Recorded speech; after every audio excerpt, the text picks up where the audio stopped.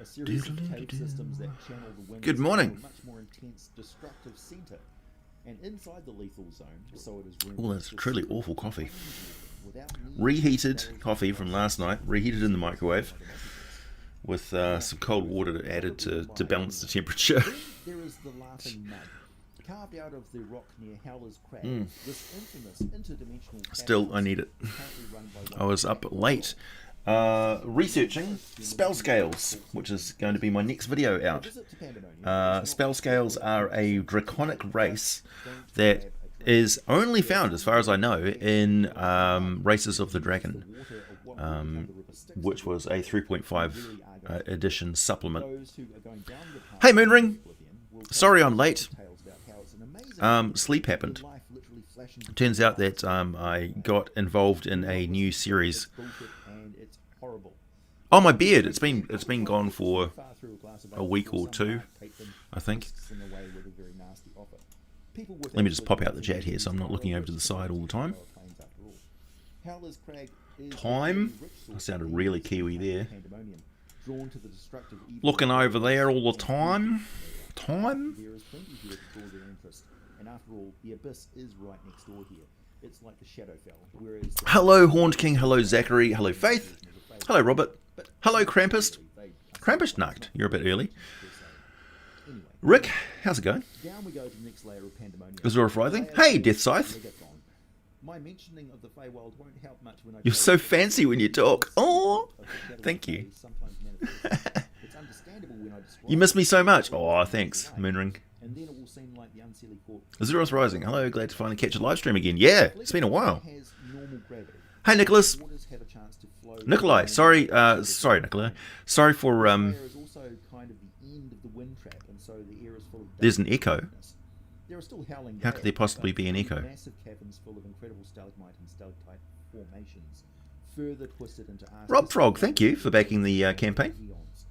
The water constantly Well, I was going to do a mapping discussion, so I was going to showcase my my fantastic silicone maps and stuff, but I didn't get my camera set up in time, and I decided that it would be, I wanted to do it right, so having a split camera, so having two cameras, one on me and one on what I'm drawing, but I'm not very, I'm technically proficient when I train myself to do something, and thankfully you can learn anything on the internet these days. I'm pretty sure you can learn how to do surgery using just YouTube videos, but you know. the domain of the legendary howling dragons, and the river Styx finally No, Robert. So last week I actually was on Jordan and Solutions breakfast D&D show. So I was actually streaming that day, and I decided not to do my usual stream later on in that day. And then also that week I was on a D&D YouTubers roundtable discussion with Fred Wheeler, Dungeon Dad, and the Dungeon Class. And yeah, that was really fun, and you can see content of me on answering questions, D&D questions, monster manual questions on Fred Wheeler's How to D&D channel.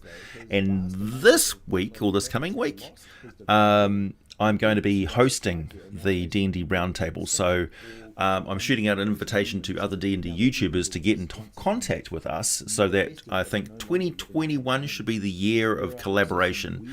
Let's bring collaboration back to YouTube and get a bunch of YouTubers actually working together and collabing and doing videos and things where we talk with each other, because it's fun and we get along and we share the same experiences doing YouTube. So yeah, and we can shave a lot of I just read the word mustache.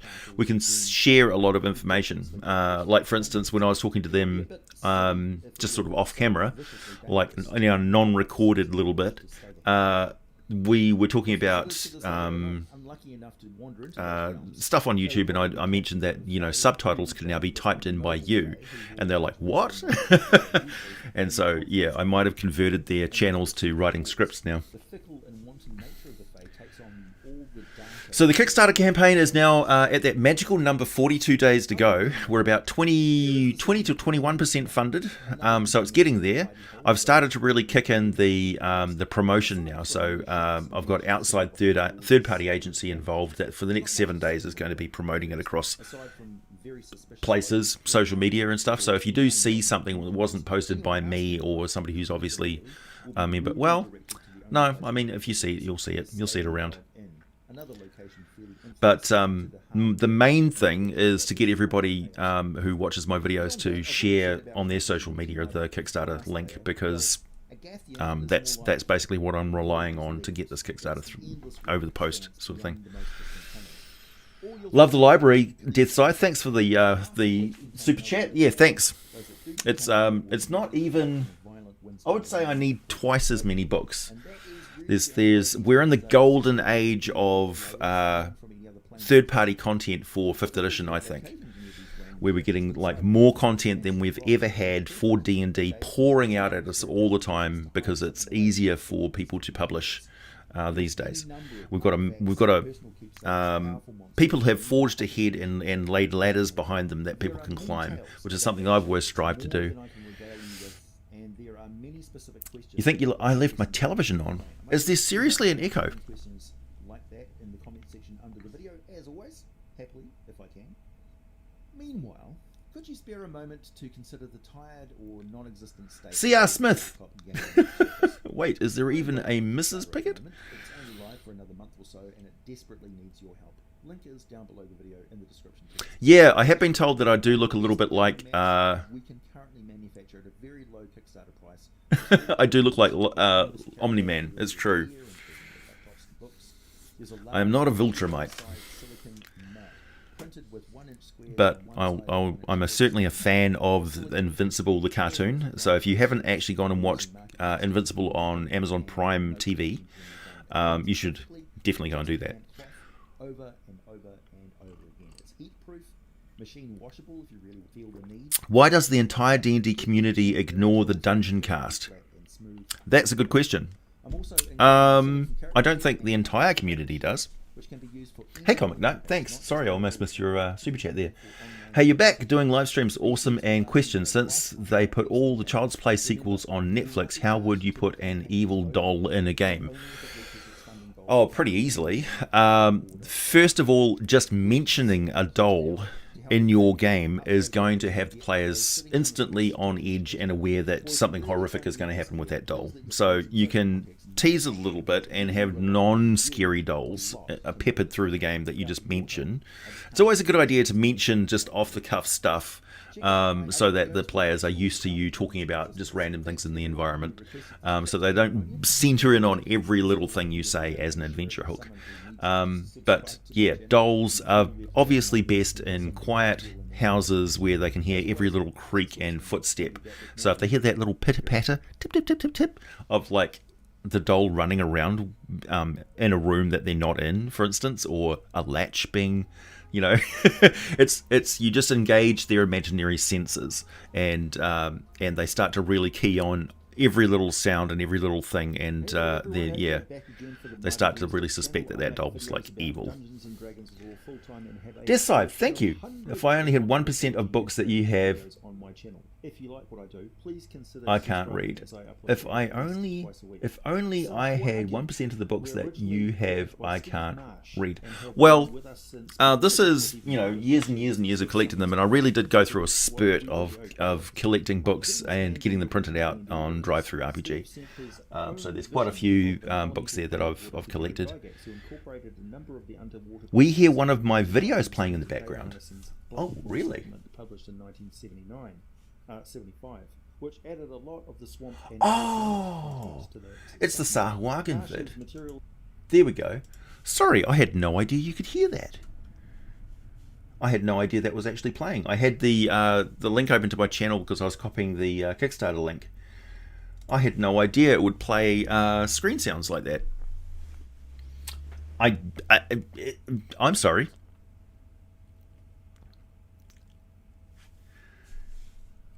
I really do look like the Omni-Man. Maybe I should do an Omni-Man stream. That'd be hilarious. I'm here to tell you about the Viltrumite Empire and why it's good for you.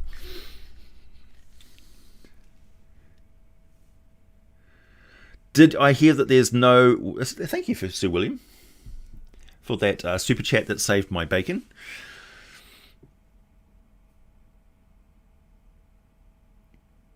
The dungeon cast is a little bro-ish. Yeah, that's certainly something that I think the entire industry is trying to combat a little bit, and yeah, you should let them know. It's like, get some diversity, man. The unfortunate thing is that our hobby has been dominated by the male gender for a long time, and still, 90% of role players or something are male. So it's difficult to, but not impossible to diversify, content and streams and things like that.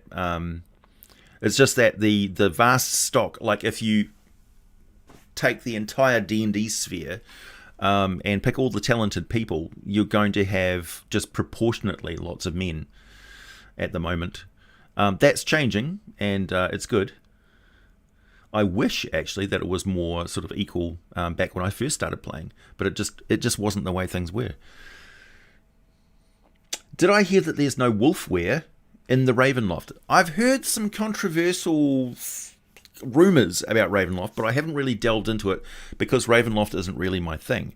Although I can do a pretty good vampire accent. I just haven't really done a lot of Ravenlofty type games. I do like the concept of Ravenloft, and there's some really good ideas in there, like, for instance, in Eberron, the Sire, or whatever the name of that place was that got devastated in the last war. The theory that whole chunk of that planet got ripped out and transported to become a shadow realm in Ravenloft, or the domains of dread, I should say. Can I please do a video on Falazur? I suppose so. Dragon gods are they don't often come up very much in my games. Or the orbs of dragonkind. I am in the process of doing the video on the spell scales at the moment. That's going to be a pretty quick one. I'll probably get that out either tomorrow night or the night after, and then I'm delving back into the list. I do have those other options on the poll there, and I do want to do a video on a short video on the halfling segmented poll, because I think that's pretty cool, and that's basically just going to be me talking about halfling culture and Lurin and things like that, and the fact that not all of the inventions in the D&D world are from gnomes. Halflings do actually invent stuff too. But here is currently my list of video topics that that have been requested or that I want to do, and I'm going to be starting in on doing videos on every single monster in the classic Fiend folio. Orbs of Dragonkind are those sort of like Dragon Balls. A little bit. Like, if you collect all of them, you don't instantly get a dragon, but you should. Hey, thanks, Rhetoric the Entertainer. Far out. Any tips on what to do if you've made your campaign far too complex and intricate and none of your party has a fucking clue what's going on, and you kind of want to steer away from massive dumps, lore dumps, all at once? Would you meter it out or just slowly try and... I'm going to wait for the rest of your comment. That is a very good that's a very good topic, and I'm going to say right away,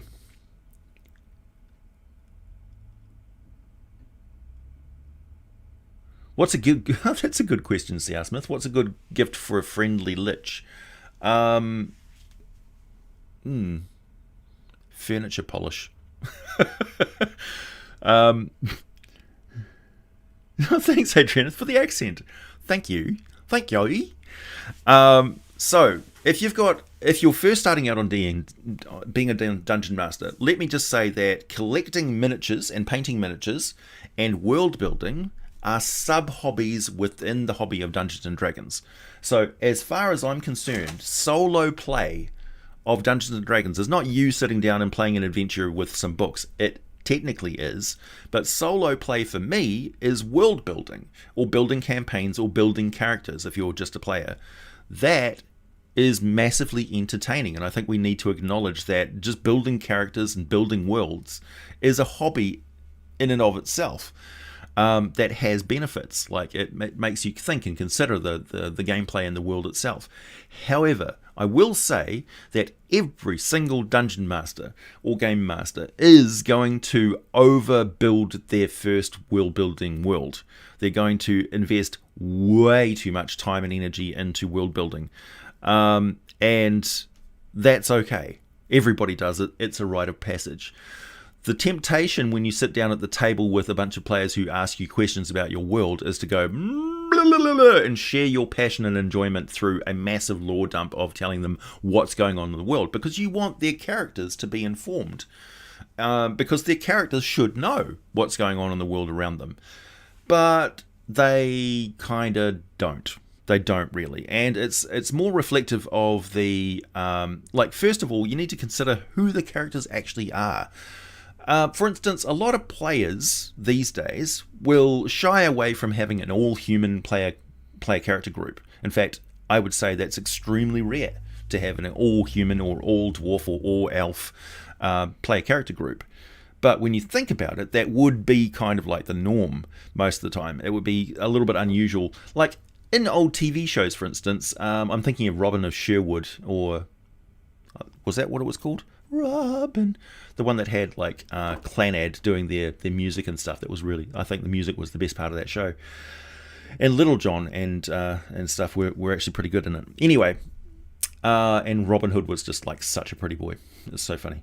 Anyway, in that they had a Saracen with them, and he was like the exotic odd character, and everybody thought he was really cool because he fought with two swords. Back before Drizzt was popular, I suppose. But that idea that like an demi-human would be like the additional exotic extra to your player party group was probably more common back in the day. Yeah.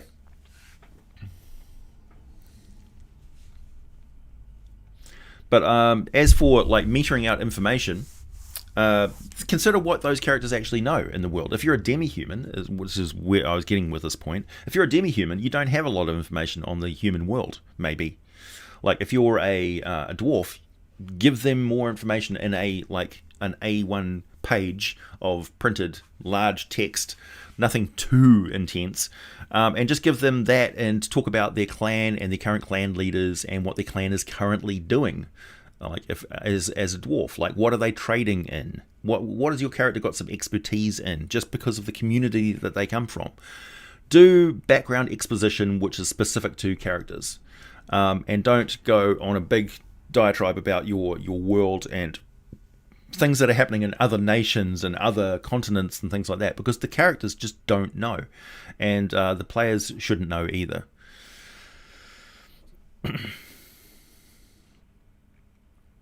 Trajan, thank you. Can a god of psionics and psychic powers be separate from the Far Realm, or do they have to be connected to it somehow? Thanks for the content, AJ. You're most welcome.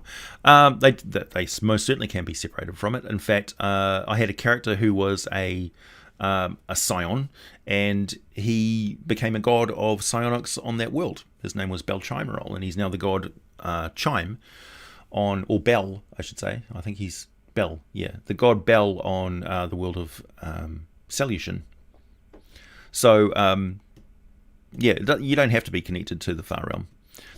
For a long period of time, the Far Realm wasn't really a thing in D&D. It was only really with the 4th edition, I think it was, around 4th edition or 3rd edition and 4th edition, that we started to delve into the Far Realm and the idea of like illithids and aberrations and all that sort of stuff. Gnomes, elves, dwarves, humans, same thing. You're only saying that because we all look the same to dragons. Do I hear that the Femir are back? What are the Femir? Is that a typo, or are you just telling me something I have no idea about? Hey AJ, do dragons smoke pipeweed? Yeah, sure. Why not? It's nice to hear that smooth accent again. Does that mean you're going to do a video on Frostfolk and Skulks? Maybe. I don't find the frostfolk that interesting. They're like one-trick ponies. Like your humans, basically, who have frost powers because you live in the Arctic. It's like, boring. I'm more interested in the Ulutiu people and the actual cultures of Arctic environments, you know?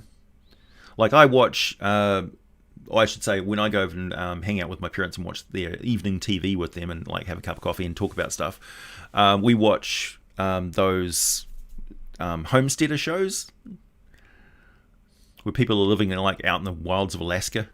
We find that stuff interesting, very interesting. Sucker for the Bela Lugosi impression. Oh, the creatures of the night. What sweet music they make. I don't drink wine.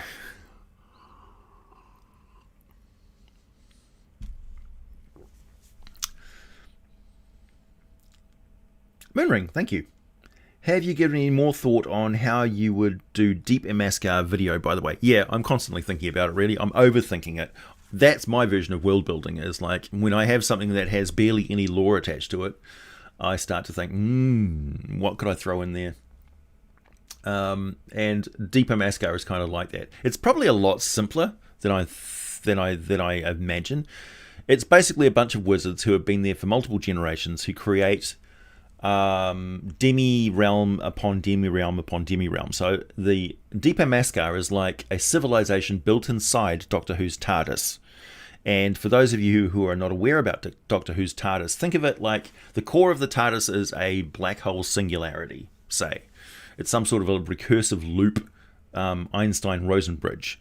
And it flies around itself, essentially. It circumnavigates the universe by warping space and time. Because you can't travel through time without traveling through space as well, because everything is in motion 24 hours a day. So our planet is corkscrewing as it travels along with the sun, as the solar system is like a big spaceship ripping through the galaxy as the galaxy spins around in space. So we're traveling at about 3 million kilometers per hour right now, and we always have been for our entire life. So if you want to hop forward or backward in time, you have to forward or backward in space as well, and that's a lot more difficult because you're essentially teleporting. The easiest way to do that would be to convince some particles in the future or the past that they are actually you, and somehow manage to entangle and transmit the information so that the particles go, what? I'm supposed to be somewhere else right now, and they reset themselves and assume positions that they thought they were in. If that makes any sense. So I think the best way to travel through time is convince a chunk of the reality at that point that you want to go to that it's actually you, if that makes any sense. No, Donald Smead. I have not got a Demon Dan video, and I have been wanting to do one for quite some time because I have a sense that that's a gaping hole in my coverage of the lower planes. The Demodans really need to be talked about. Although they're not particularly active, like they're not Yugoloth active, but they're certainly somebody that you don't want to mess around with. 730,000 kilometers per hour. Is that just our planet, or is that taking in galactic rotation as well? One of the best early examples of role-playing time travel, or the discussion of time travel, like, I cannot say it enough. The Teenage Mutant Ninja Turtle books and the writing and stuff that went into them, and like the genius of Eric Wujcik and Kevin Siembieda when they wrote those books.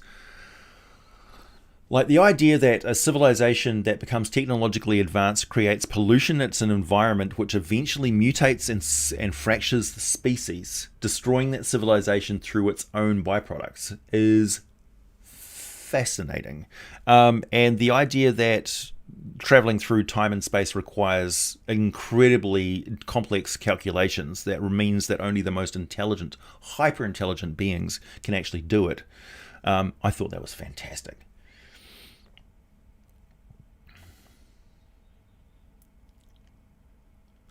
The novel Dark Sight covers the event that resulted in High Emaska. The current Queen of Hyamaska is actually the main protagonist. Oh, that's nice to know. Thanks, Epic Thulu. Yeah, well, the Karatur is tied in with the fall of Imaskar. Because essentially all of the show people, they are the Imaskari people. Daily reminder, the Imaskar Empire did nothing wrong. Oh, is that canonical fact? The core of the TARDIS is a captured sun going supernova and slowed down with an asymptotic-like technology. The sun is always approaching supernova and does it for infinity. Nice.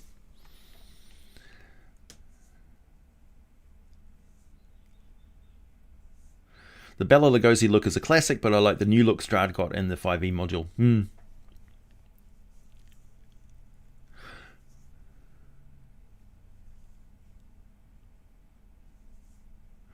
Do we have a boreal forest biome for that, like the Tongass Field in Alaska? I don't know. How would you map something like that? Would it be a wetland, a marsh or something? I have here a list of terrain symbols that I was going to use for my mapping stream. And I was going to talk all about the classic hex grid style mapping symbols and stuff that I've grown up using. And I have adapted to my style of wilderness crawl mapping. You need to do a TMNT video. I love to hear more on the different parts of the lore. Yeah, it is. It's certainly a fondness for me. Like, I really love Palladium and their early writing and stuff like that. And just their world building for Rifts is really good as well. Oh, you run TMNT and other strangeness at GaryCon every year. Great to hear you're also a fan. Yeah, I'd imagine that. Palladium fans tend to be more sort of old schoolers. Yeah, good. I'm glad to see that the SDC titles get a lot of love, not just Rifts. If I ever make it to GaryCon, I'm going to run a Supers game for you. Heroes Unlimited, man. With Teenage Mutant Ninja Turtles and a little bit of Beyond the Supernatural. Possibly even some Nightbane.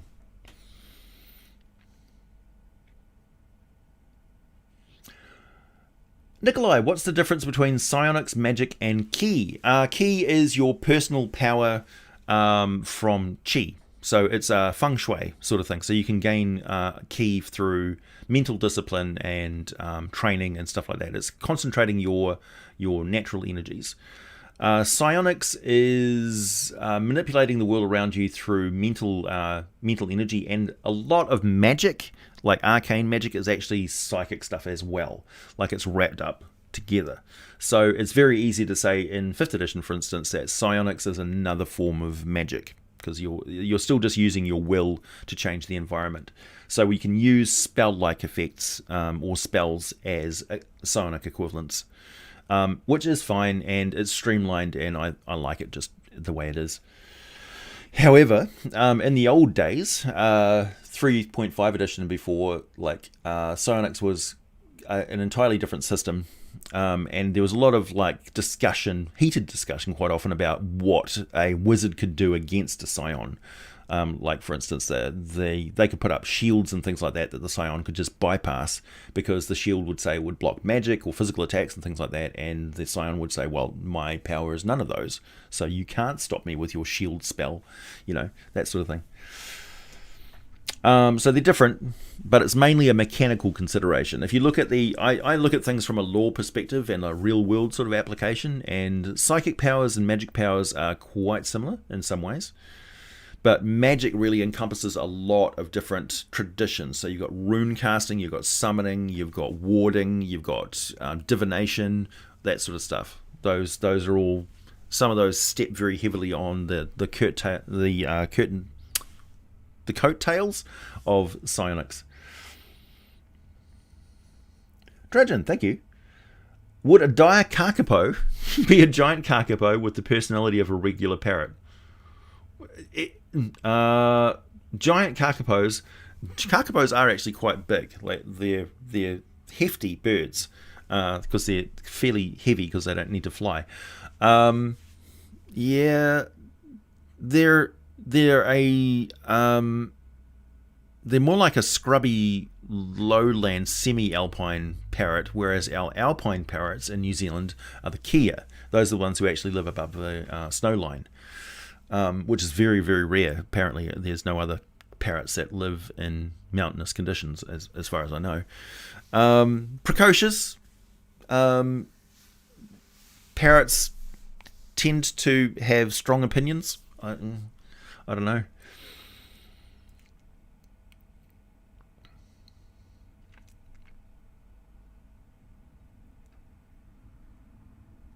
The frozen north between Neverwinter and 10 Towns has boreal forest. Yeah, the boreal forest of... I'm actually not quite knowledgeable about all the plants and stuff because of the Legends of Frozensfar book that we did. So the boreal forests of Icewind Dale and around those parts, and, you know, High Forest, anything above, you know, the Silver Marches, that sort of area. When it's not sort of boggy and stuff, there's a lot of unique trees and things which grow in Faerun, which don't get enough coverage, I think. Particularly in 5th edition books, they don't really talk about the unique flora and fauna outside of monsters and things. They just sort of... They concentrate a lot on towns and things, and not enough on wilderness and what it's actually like outside of cities and things in 5th edition.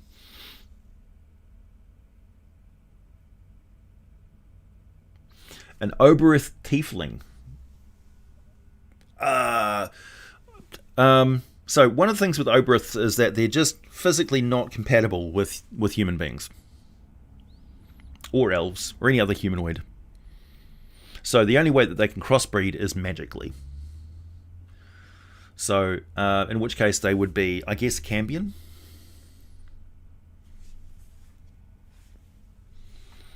Hey Robert, thank you. AJ, how would you utilize a constantly mutating monster like Dr. William Birkin from Resident Evil 2 in D&D? There is a constantly mutating monster which is based on the Alien, the Xenomorph from Ridley Scott, which is found in the Book of Vile Darkness, and it's extremely nasty. Essentially, it's an engineered species that ran amok and killed its creator. If you want to look at including something like that in the Forgotten Realms, you would look no further than the Batraki and the other creator races, making all sorts of horrible, horrible creatures. Also, you can uncover things like that in the different planes of existence, where essentially they're just thrown there into a demi-realm or something that provides their basic living needs and left locked away for a rainy day. Sometimes something is so horrible that you only want to drop it on your enemies. So, you know. But I would handle him pretty much the same way that you would in any of the popular movies where you find creatures like that. Because that's what the players are sort of expecting. Always put yourself in the player's point of view. How would you like to deal with a mutating xenomorph? With a flamethrower, probably.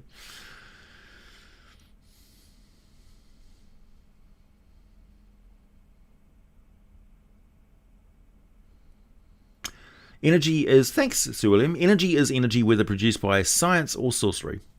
Yeah. My last Halloween homebrew constantly mutates too. That's true. Thanks, Adrianeth. Yeah. So, random roll tables is how I deal with it mechanically. You'd roll for, like... Give it like a hit location and roll mutations for specific body parts. So, you know, it might get an extra leg or something like that. Or it could change into an entirely different type of creature to really freak them out. Like one day it's a wombat, the next it's a lizard, you know.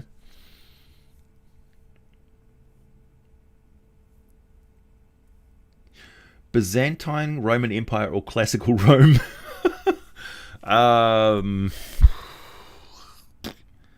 Byzantine, probably,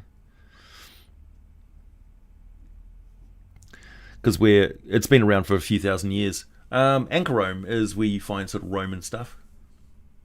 Flying elves, Aarakocra. It broke off from the top of...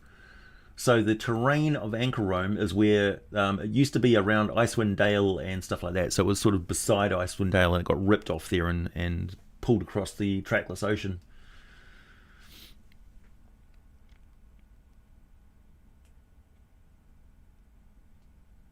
True Romans are purple. What? Oh, hobgoblins. Not a dog, hello. I recently made my own Genasi, Paragenasi, and Quasi-Genasi races, as well as a race called the Orjasi, which is basically Genasi but influenced by an energy plane instead of an elemental plane. Huh. I just heard a ding from a message on Facebook. Who's bedinging me?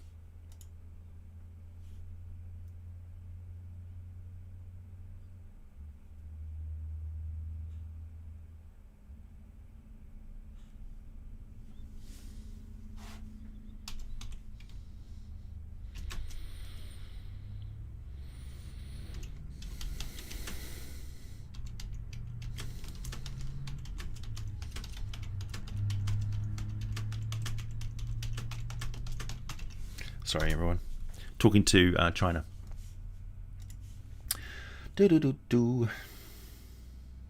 Where's my chat gone? There it is. Talking to China, where they're all sitting and waiting, twiddling their thumbs, waiting for the Kickstarter to finish so they can start manufacturing things.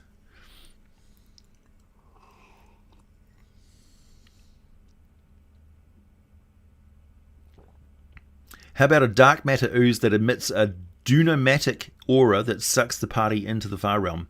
Yikes, Rick.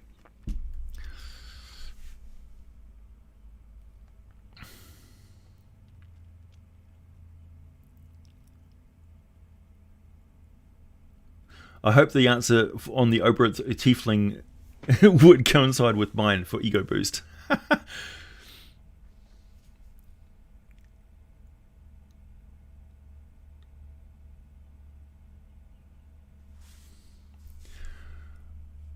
Sun Tzu, that's a good question. Quicklings have a very short lifespan on the Primaterial world. Do they age differently on other planes like the Feywild and Shadowfell or Pandemonium? Yes, they do. Particularly the Feywild. The Feywild is a place where the influence of Feylords can keep you alive for centuries. So if a Feylord essentially says, yeah, you're not going to die, then you just don't. They have kind of like divinely morphic controls over that section of the Feywild. And if you're in there, you conform to their laws. But they are constrained by their story.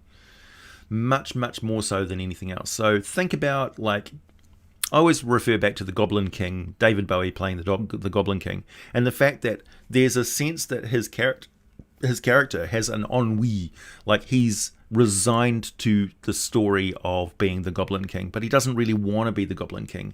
He wants to be something else, but he can't because he lives in the Feywild. So the Fey are trapped in their own story, and they don't understand why humans from the Primaterial world are not. And when you think about it, that's like talking with somebody who, I don't know, has no long-term memory or something like that, or somehow functions in a way that you just can't understand, and it's a bit scary. So the Fae are a little bit scared of Primaterial people because we have this freedom to just leave the Feywild. Positive and negative energy Genasi. You got a tippy toe in the power balance of that one. Dark matter ooze that emits... Oh yeah, I read that bit.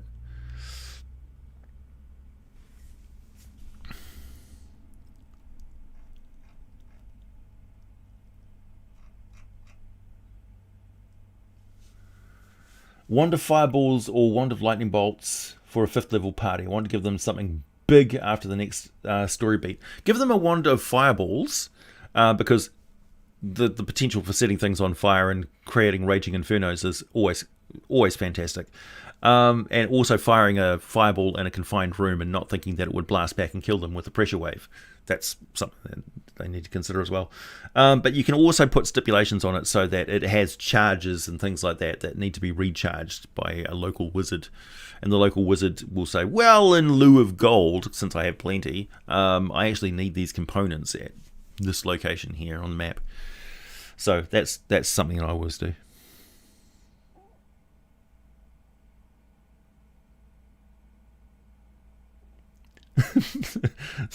I'll pass it on, Michael Fox. Did we ever get a were ooze? You could say that the guanodans are kind of like were oozes. I mean, what do you want? It's already a shapeshifter. What's the advantage of being a were ooze as opposed to just a regular shapeshifter who can change shape whenever they want? Now you're influenced by the moon? Gino, thank you. Gino X 1987. Gen X? Nice.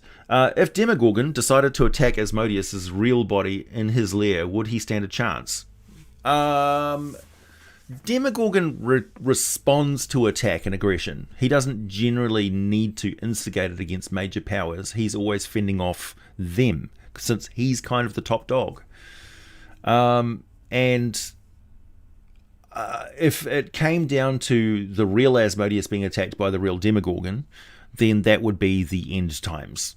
That would be the end times of the lower planes, either the consolidation of the lower planes or everything falling into the abyss, essentially.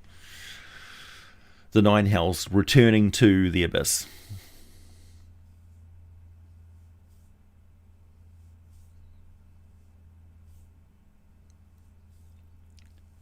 Sorry if I sound a little bit harsh about the were oozes there, Mark. I'm just like, meh, considering it.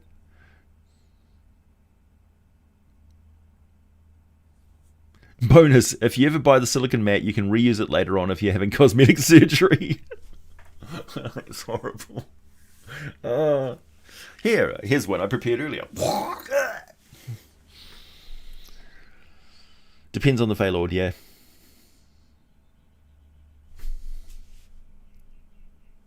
Whoa. Chat sometimes jumps forward and I lose things.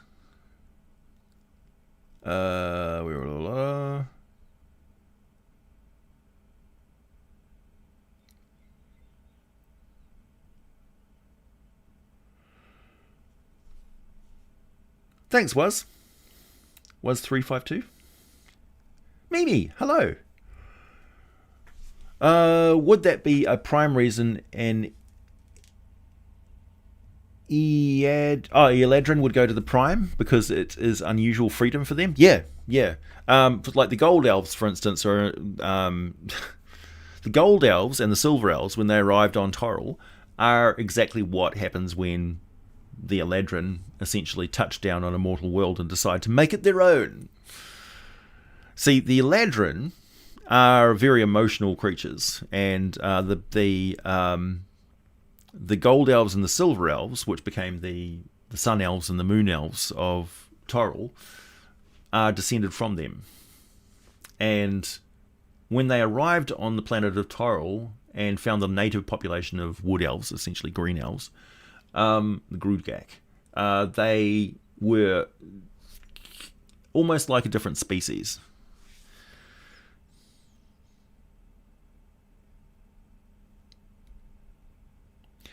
Well, I've got a video on the Wolfware, but it's combined with the Lamia, so because they so often work together. I suppose I should do a separate Wolfware video, because the Wolfwares really deserve some time in the spotlight, even more than the Lamias do. Lamias basically just hang out in ruins and pester people.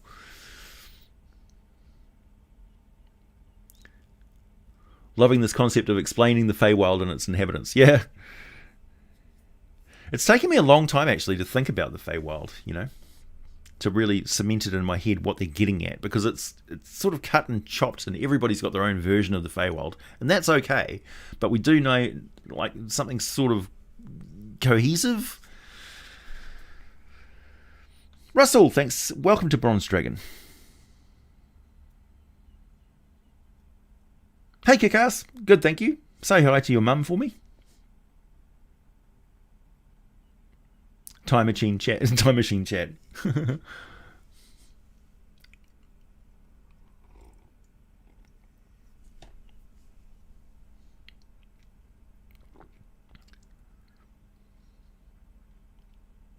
Yeah, I don't like to define Asmodeus, and I don't like to to have anything capable of beating Demogorgon.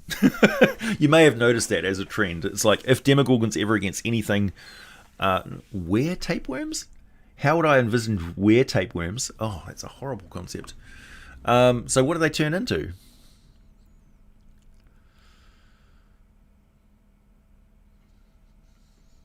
Gino, thanks. Another question. How would you go about taming a gibbering mouther for a pet companion? A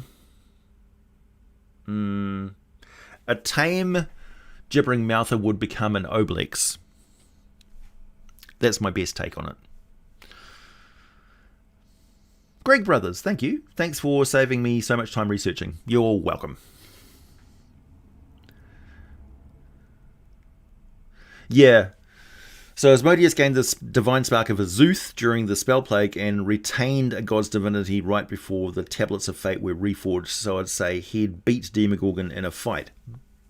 But Demogorgon is also worshipped.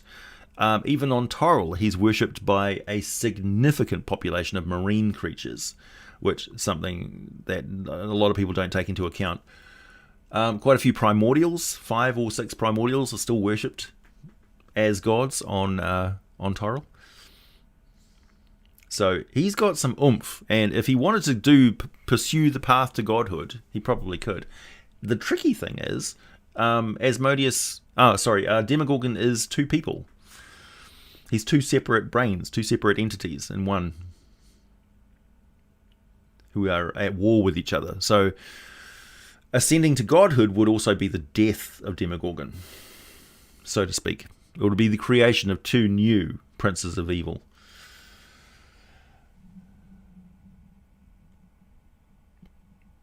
Damien, now you're just trolling me.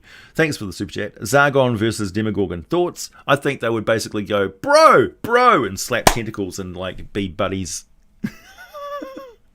They'd like oil each other up and push weights and say, man, you look pumped. Thanks, dude. Let's go get some vitamin water. Slap each other on the lycra-clad asses. They'd be bros. Werewolf Ixozachytls versus vampire Ixozachytls. I would say it'd be a were-orca, not a werewolf. Or a were-seal, maybe.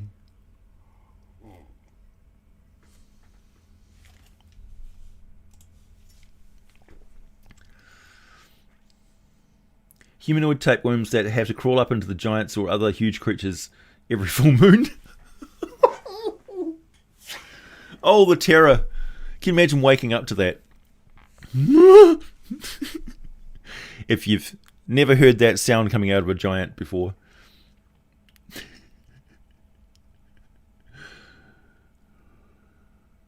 You're not sorry, Moonring. Don't lie.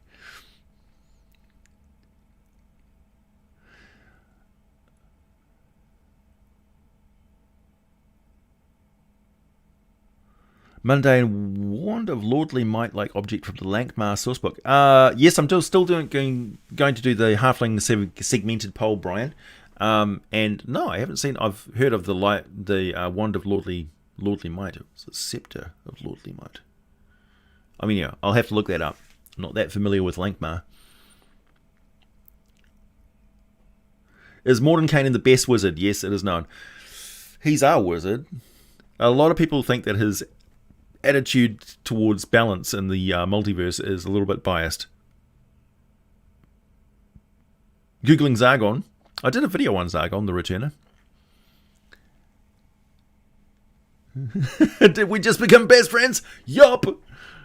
Zargon and Demogorgon. I should make a t-shirt. Those guys like wearing the same shirts and stuff.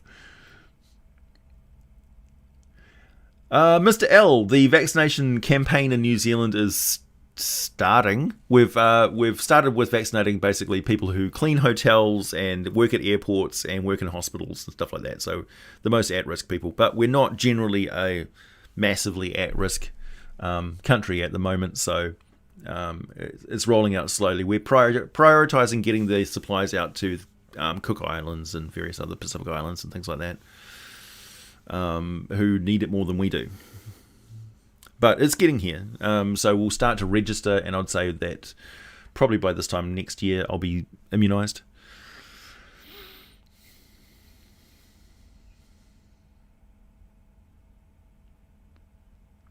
You just got the Lost City for 5e. After 35 years, it's time to fight Zargon once again. Were Shark. Yeah, Ixotatls. That makes sense. Were Vampires versus Vampiric Werewolves. Oh.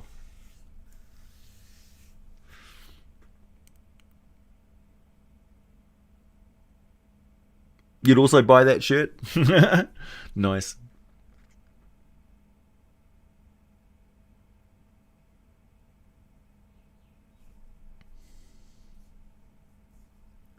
Oh, Michael, that's viciously depressing.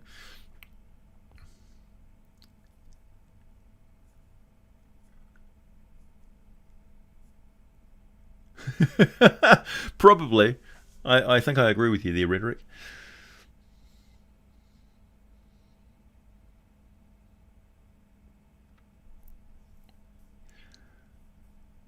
Imagine a funny campaign. All of my campaigns are funny, by the way. Where you can get to force powerful archdevils to do volunteer work, Demogorgon feeding the homeless in a soup kitchen. How would he do that? Because everything he touches with his tentacles gets disintegrated. Tricky. He basically shouted at other people to do it for him. Lift the ladle! More bread rolls! Thanks, Jimmy. Have a lovely day. Yeah, thank you. You too, man. You got your second vaccination yesterday. Excellent. I think everybody should get tattoos. Vaccination tattoo. Be like 2 dots on your neck. Oh, wait. No, that would make you vampire minions. Okay, maybe no tattoos. Do we have a Dragonborn Lich? There's no restrictions on them being liches.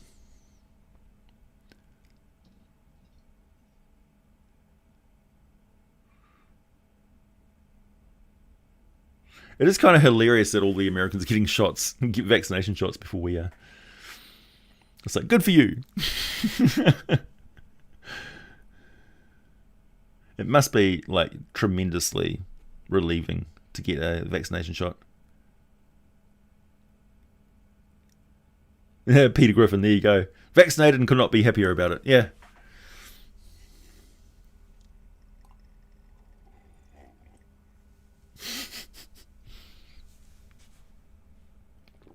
Have Demogorgon clear road obstructions. Yeah. Hey, Mike. Mike, I recognise you. Boy, it's been years since you've... I recognise your name probably from comments. Here's a fun fact, people. I remember you, right? If you made comments to me 3 years ago, I will remember your name. That's just one thing about me.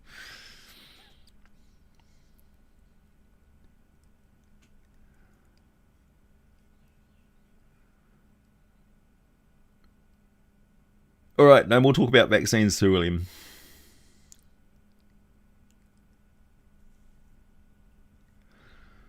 Hello, Angry Garden Gnome. What are you angry about? What are we talking about that's upset you? Oh, sorry. Your comment got held for profanity. I came here for D&D, and instead it's this shit again. Well, actually, it's my live stream, so I can talk about whatever I want. Not just Dungeons and Dragons. Vorpal thumbtack. It is a tattoo. The injection site hurts for days. Lots of different reactions from lots of different people.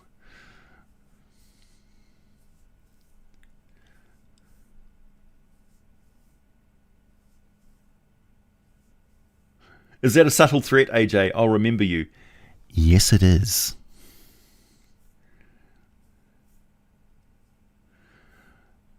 Like, you spam me in my comment section, like, you third person me, I will remember you until the day you die.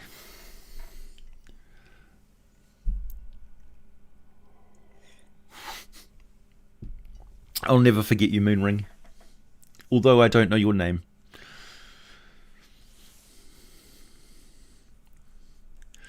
Yeah, I'm not particularly good at names in real life, but yeah, when in a text-based medium where that's all you got to go by, that's kind of what you remember.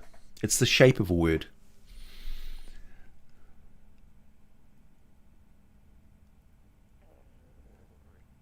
Oh, thanks, Guy.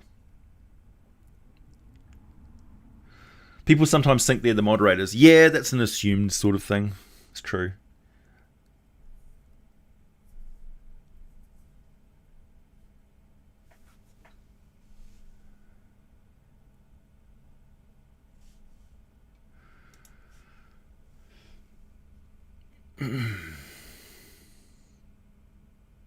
Talk D&D now! Yeah, I know. Angry Garden Gnome has been around with the channel for quite a while, and I value his opinion and his input. What a time to be alive, Jared, it's true. Hello, Jada. Good morning. How are you? How's the weather?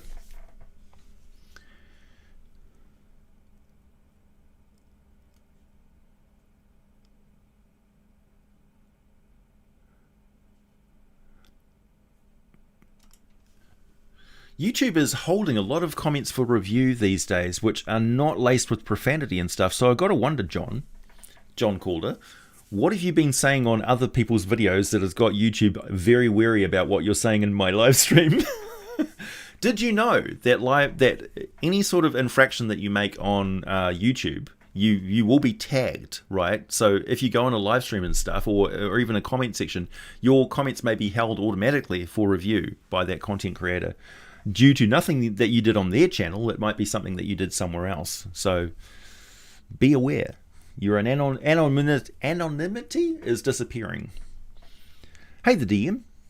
Hey, AJ, keep up the great videos and live streams. Thanks, man. I will. Thanks largely to the super chats. They really make live streams worthwhile. Not only that, but I actually really do enjoy sitting here and chatting with everybody. What sick alternate universe is this? By the way, if anybody has anything that they want me to say so they can record it for their games, I'm more than happy to do that. You just email me and I'll make a voice recording and send it to you. No problem. What outer plane shall we visit next? Good question. What have we got? I think it's time to go to Elysium. Yeah, rhetoric. That's a comment that will be held for review. Yeah.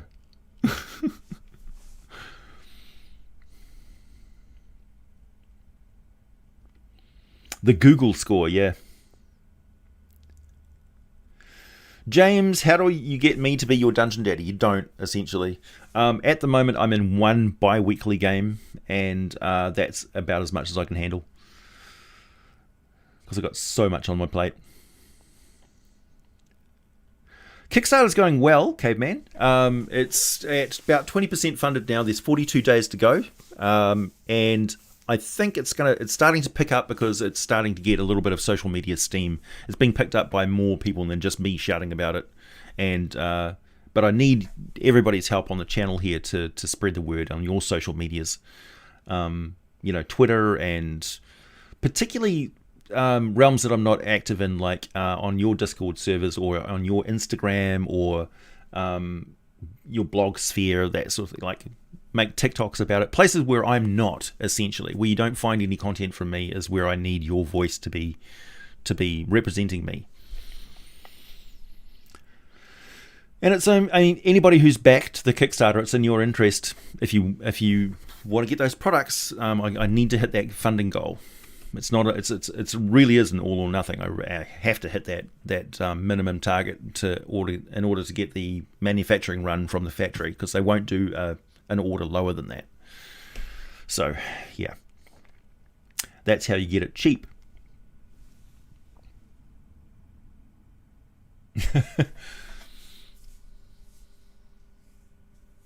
Got to say, I've been more into Rifts than D&D these past weeks. Yeah, I think it's only natural. DB. I think it's only natural to switch and change between different role-playing systems, just as for a break, you know. Vandermark is looking for an online Forgotten Realms game.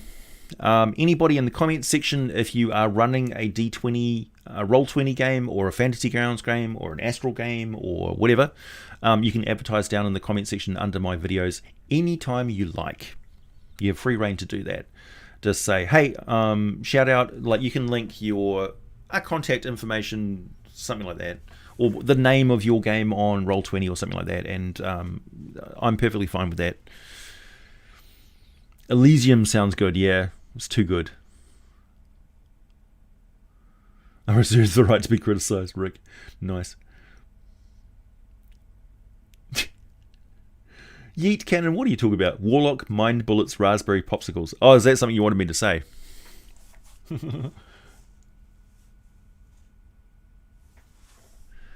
Thanks, Brandon. I enjoyed making that video.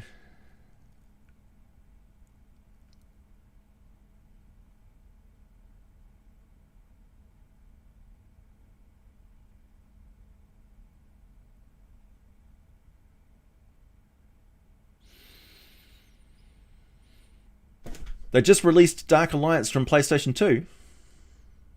Really? What? Hang on, what? PS2? What? What's a PS2? Surely that's not a PlayStation 2. I'm confused. Buy AJ stuff, guys. Please. Oh yeah, that's something I wanted to show you. This is one of the transparent sheets. So as you can see, it's not transparent as in you can see me through it like this, but you can see artwork and things like that through it. So if you put that over a TV screen, and the reason why it's not fully transparent is, first of all, transparent silicone is vulnerable. It's got all sorts of problems. So we did actually like really test this out. In order to get that perfect dry erase surface, it needs to have texture to it, and that creates a diffusion effect, first and foremost. So that's basically as transparent as I can get it and still have a usable wet dry erase surface. But it works really well, and if you're mapping and things like that, or tracing, it's really good for tracing over different things. But yeah, it's kind of like, yeah, translucent. It's semi-opaque. So you put it over top of a computer monitor or a TV monitor in the middle of your gaming table. Like if you have those inset tables and things, it's perfect for that. And then you can just dry erase and use all your metal miniatures and stuff, because the surface of a TV screen is not an ideal gaming surface, and it's not an ideal wet dry erase surface either. But if you combine that with a TV monitor and those dynamic animated backgrounds, it looks absolutely amazing.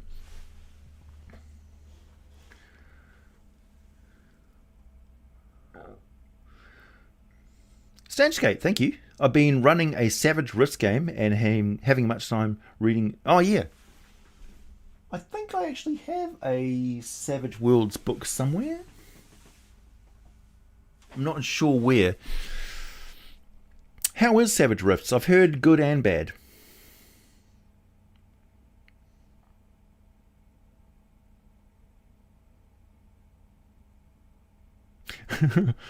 Okay, Moonring, I will make an Ixan video.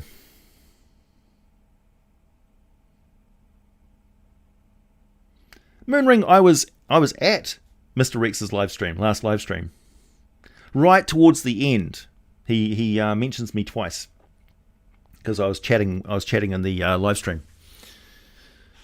It was pretty good. He was creating monsters with his community, and they had lots of like different names and stuff that they were giving for these like cursed, corrupted tree monster type things. They were really good. I like the concepts. It was right up my alley.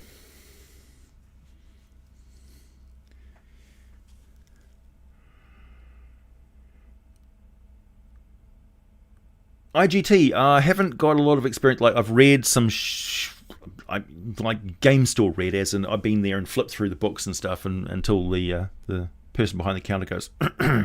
That's how much experience I have with Shadowrun. Thanks, Vandermark. or Vadermark.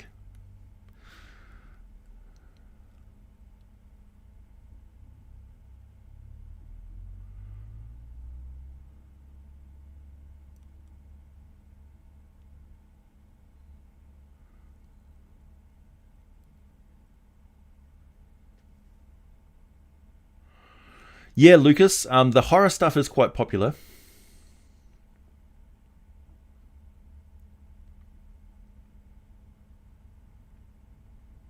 I'm trying to read all these comments as fast as I can. I know. Rift's power armor. So good. Give me a Jaeger suit, man.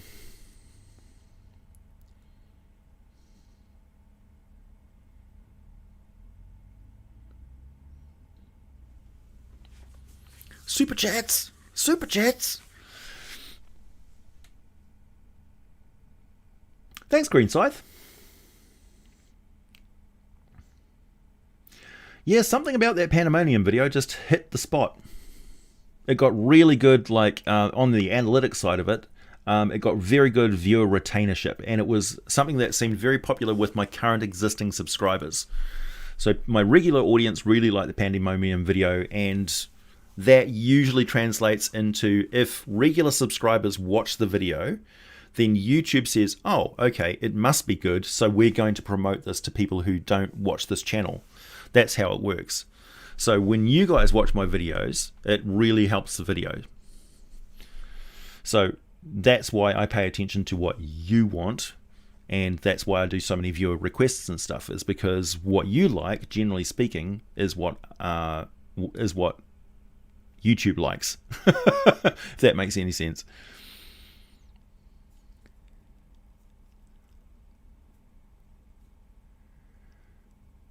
What's that, Lucas?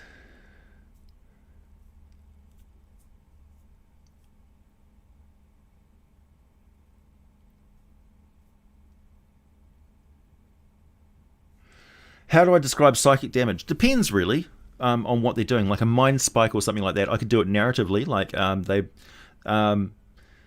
if it's a stunning effect, it can be a memory that the psychic has drawn up against that person's will. So they literally slip into a uncomfortable reverie for a second, where they relive a horrible memory, which basically stops them in their tracks, and whatever they're doing, they're like, whoa. Because it's scary when somebody does something in your head that you're not expecting. We're used to the sanctity of our minds, and I think that not enough attention is paid in fantasy literature to how scary telepathy really is. Because all of a sudden you have a presence in your mind that's not you, so it's terrifying.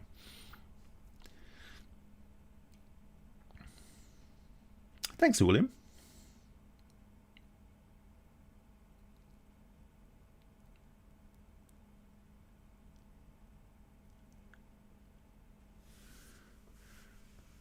Okay, so Savage Rifts is good if your players don't want to learn all the old 90s rules. 90s, 80s, man. But not everything converts over so well, you don't get the gonzo power, but still fun. Yeah, I can see that. D&D keeps getting more and more interesting, it does. We're in a golden age of Dungeons & Dragons, for sure. What YubTub likes, yeah. YubTub! All hail YubTub. Oh, I see, Moonring.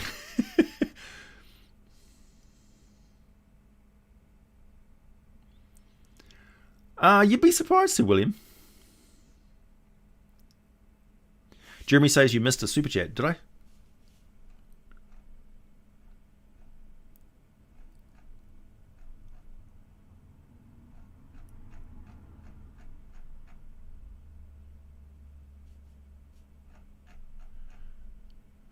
Sorry, I did. Thank you, Jeremy. 40 minutes to tonight's session. State a monster and I will throw it at my players tonight. First of all, Jeremy, I don't know where you are or what you're doing in your campaign, but gelatinous cube. And let's make it interesting. A swarm of miniature floating gelatinous cubes that are possessed by a ghost, which is using them as a body.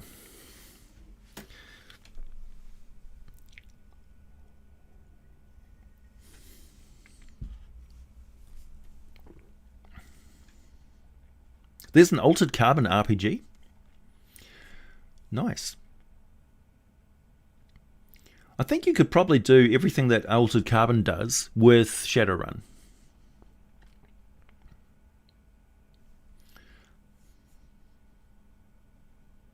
Spellcheck is sentient and a jerk. I mean, maybe, right?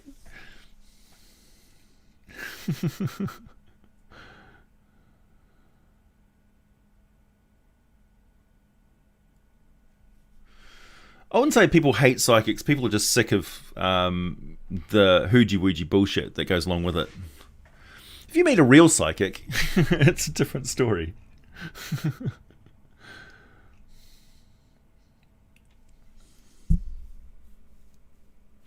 That's a good question, Lysander. Would a creature native to Pandemonium have crazy good hearing outside the plane, or is everything pretty much everything pretty much deaf? One thing I didn't mention in the video is that native to the plane of Pandemonium is the Howler. The Howler, right? So Howlers are not deaf. They can hear you. They just are very, very resistant to massive amounts of sound. So imagine essentially that their hearing has the ability to shut off at will. Like we can close our mouth. They can shut off their hearing. Basically just disconnect the bones that transmit the vibration.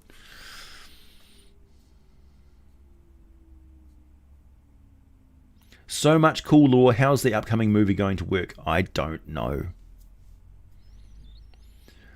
I hold out hope. I'm an optimist. D&D. Mystery film? Heist film? A heist film would probably work. I don't know. I don't know what they're going to do.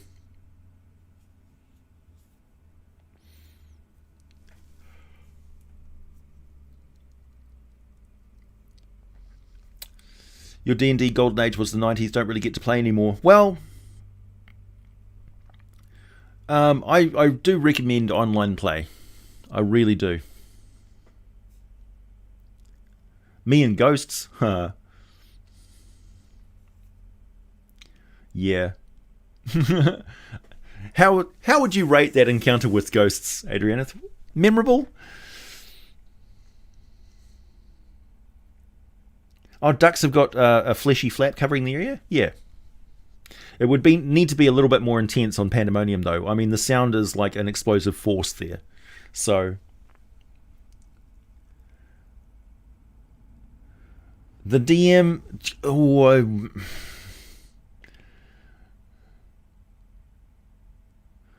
I know about that condition, yes.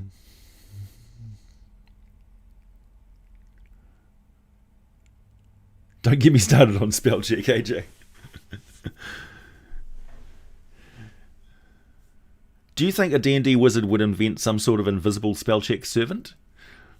He'd be like, scritch, scritch, scritch, scritch, and then his quill would be like, nah, you're doing that wrong, huh?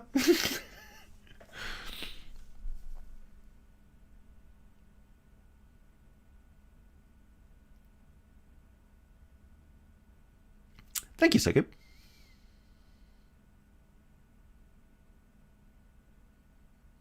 If I were a D&D monster, what would I be? I'd be a human, an NPC human. Or a dire halfling. What do you want? That's like hoping the Dune movie will be good. Rhetoric. How dare you? How dare you? Everything Dune is good. I watch the Dune movie every single birthday.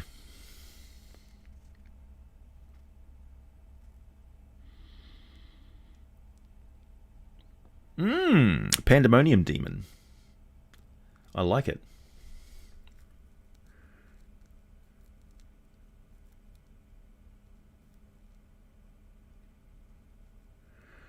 The astral sea exists above the Feywild. Technically, it's a transitive plane, the astral. So it's a mental plane of existence. So you pass sort of through there as your body is doing the woo.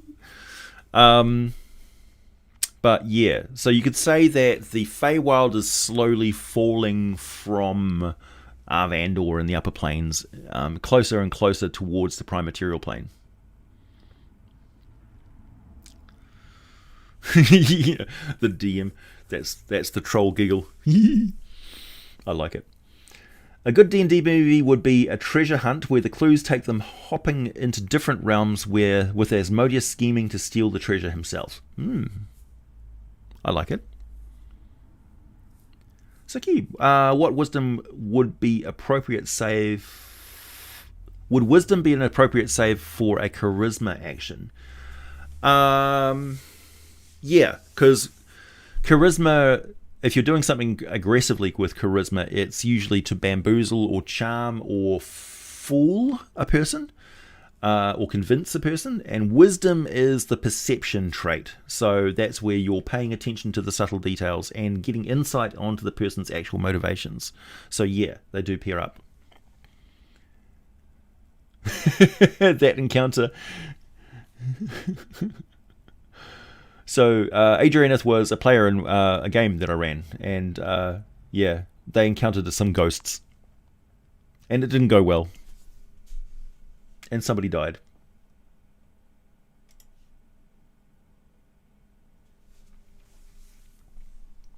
Spells. What's that symbol? What is that symbol? Oh, it's a wand. Ethereal wear versus bioware and software.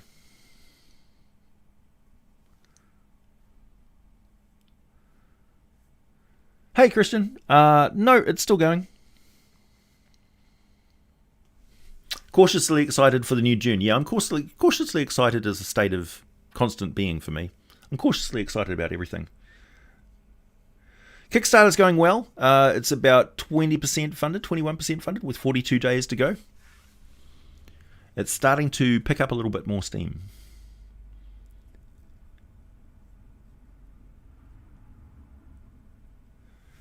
GURPS is good for having many world books, Conan, Traveller, World of Darkness, etc. Yeah, like, the GURPS system is great. It's been around forever. It's robust. It's adaptable to anything. It is a true universal system.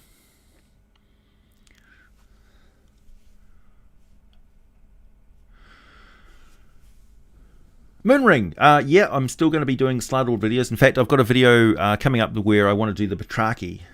So the Batraki turned into Slard, or a version of Slard. There's more than one type of Slard.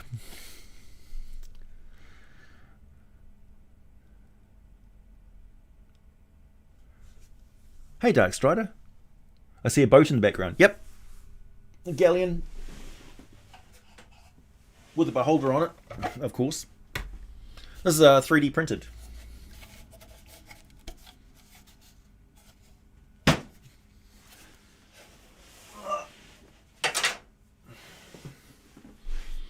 Whoa, thanks, Kikastuke. The Pandemonium video is awesome. Just checking in to see if you got my last email. I know you're busy these days. No, I did. Yep. So no pressure, just more world building advice needed. World building broken down into chunks would be a good video series. Maps, races, etc. I could do that. The D&D movie should be a romance film. Yeah, we need, let's see, we need a rogue in a wheelchair. An elf that never, like, who was that elf in the Order of the Stick? And they never confirmed the gender of the elf. That was fantastic. Let's see, what else do we need? We need a Dwarven Cleric of Lathander.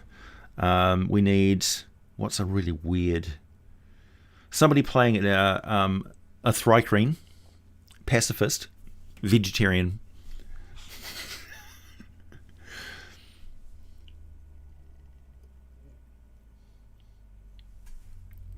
Oh, the files for that? Geez, it was a while ago. I'll let you know. I've got thousands of 3D print files on my computer.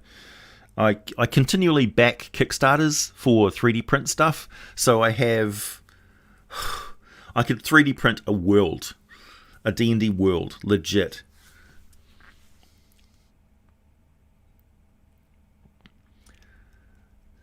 What, you feel guilty about that game? Ah, no. It's my fault, really.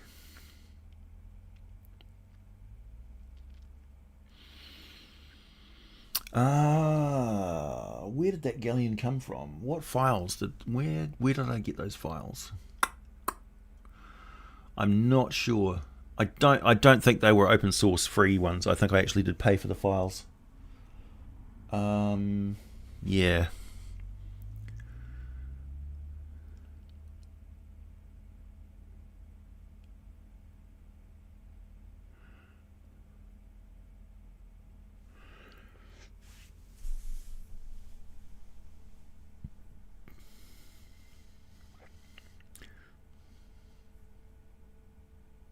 Varsuvius, that's the name of the elf, yeah.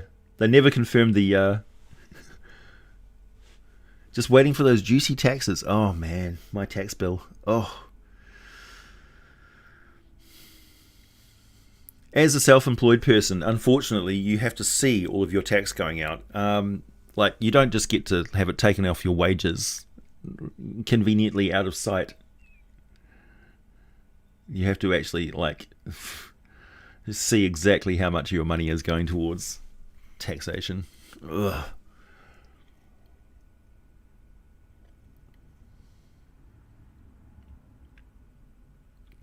Black Magic Craft was saying, oh, shout out to Jeremy. Black Magic Craft was saying 3D printed classical marble statues exist for free. Yeah, there's tons of free files you can get. I was actually going to be doing that on this live stream, Darkstrider, but I just didn't get my cameras and stuff organized in time. A live stream of me making maps with my Big Pockets products. And 3D printing something in the background would be really annoying because it's just loud. My 3D printer is down below the camera view here. It's down on the ground, but it's a flash sort of modern looking one. I've got some home built ones in the garage. Home built. I didn't manufacture the parts. I'm saying I put them together.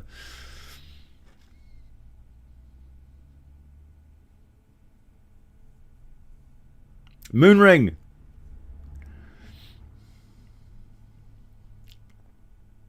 Thanks, Bilbo. Love the haircut. Oh, that's right. I'm not wearing a hat today. Nobody's mentioned it. Our citizens in the Faerun setting, our citizens in cosmopolitan hubs, Neverwinter, Baldur's Gate, Tether, commonly familiar with planeswalkers and the multiverse, or is a geocentric Faerun-centered model of reality the norm? So,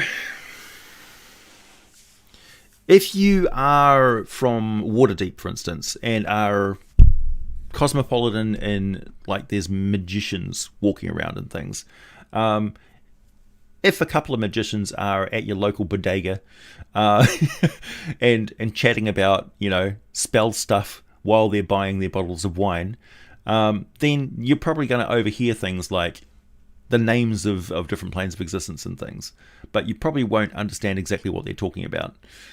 Your normal life doesn't really involve seeking out information on that, and there's no such thing as television or radio. There's clack sheets and things like that, which are essentially Twitter, but you go to public places where everybody's crowded into a tavern, and bits of like wood with some like a rumor or something like that are passed around, and they don't really lend themselves as a medium to talking about esoteric outer plane stuff that just sort of scares people. They are more interested in, like, who's with who, rumors about the sordid affairs of the town mayor or the secret lords of Waterdeep or whatever, that sort of stuff. Rumors and controversial stuff, sort of things that like stand-up comedians these days would say are things that are passed around on anonymous notes in taverns and things for everybody to laugh at and pass on. That's basically how social media sort of works in Dungeons and Dragons places, but it's only in like crowded cities and things like that. In rural areas, most people have no idea that there's other planes of existence and things. Portals, like if a portal opens, it's like you're walking past some, old stone circle or something that's just been there for generations, and then one misty morning it just bursts open and you're looking into another plane of existence. For all you know, that could be another side of the world. Like, you just don't know. For them, other continents on their world are a mystery. Like, other places, like somebody from Arm, for instance, thinks of Thay as a mystical place, a far-off mystical land. Like we would think of in Lord of the Rings, where the elves were travelling to the Undying Lands. They're just going to another continent across the sea. That's all they're doing. But for everyone there, they were leaving their world, going to another world, getting on the oceans and travelling mystically across the sea to disappear. Because there's just no travel between the two. So, yeah.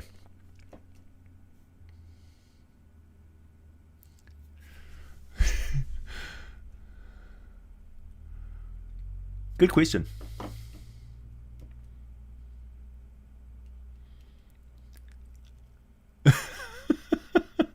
Release the kitten. I dare not. Like, Bree has been with me for like several days now, where she's just like wrapped around me because this is her first winter and she doesn't like it. She doesn't like cold and wet and stuff. She's just not impressed. And it's like really humid for the first time for the next couple. I keep thinking to myself, this is the first time this cat has ever experienced winter. Like, she just doesn't understand why it's cold all the time. Like, what's going on? She was born in the summer, so it was hot, hot, hot, and then suddenly it's gotten cold, cold, cold, and she's like depressed, doesn't like it. So I'm trying to reassure her it will be warm again, but she has no concept of this.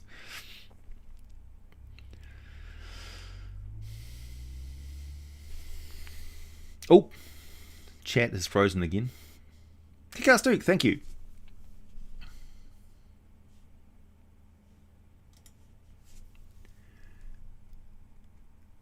Can I do a video about currency of what world? Of what part of what world? Currency in the Forgotten Realms is kind of interesting, and when you get into like trade bars and passative travel. Case in point, in the Forgotten Realms campaign book, I have... The book should just fall open to it. Yeah, there we go. So here we have national boundaries and contested borders. And then over here... God, this is a good book. Over here, all of these things, these are the trade products. So we've got iron and weapons, and salt. These are all the different trade products. Industrial, luxury items, whale oil, beef, coal, all sorts of stuff. And this is how that all moves around in the Forgotten Realms. If I was a very technically minded person, I would animate this and have little ships and stuff traveling around everywhere. But you can base a mercantile campaign on this. If you create a portal that goes from here to here, you can suddenly transport one of these products they produce over to here, and just basically flood and corner the market and become extremely wealthy very quickly. And where there's money, there's power, and there's power, there's conflict. Where do peasants think their gods are? The same place people on this current world think their gods are. Everywhere. Watching them all the time.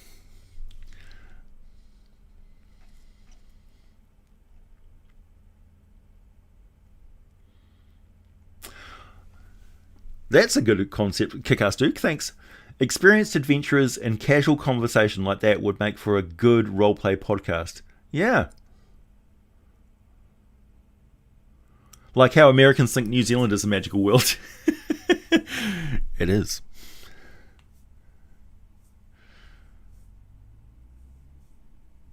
Yep, Aussie. I like how Aussie in like the way it's pronounced in the Forgotten Realms is the American version of the way the Australians pronounce their country.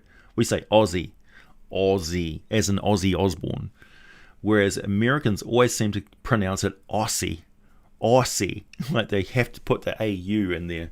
It's like we don't. We just say Oz as an O. Yeah, my cat's a sweet summer child. Canada is kind of a mystical world. It's still got moose. When you think about it, moose are crazy. Moose are just insane.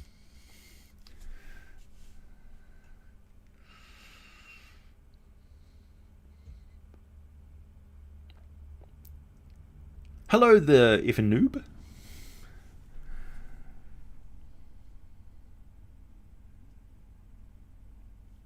Ah, so you want to join us over here, Kick-Ass Duke? You'd be surprised, actually, Tyler, how many different nations are engaged in slavery in the Forgotten Realms. Like, I mean, obviously pirates. Where there's pirates, there's slavery and stuff. But some of the old kingdoms, for instance, Unther and Milhorund, they still deal with that sort of thing.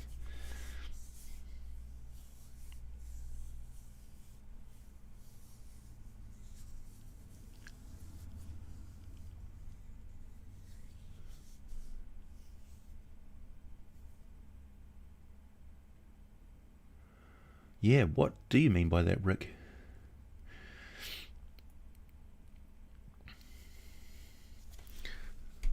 Sometimes it's very tempting just to sit back and watch you guys talking with each other, but I realise I'm actually like recording this. Hey, wait, I'm from Canada. That's right, Rick. You're mystical. That's why we don't understand you.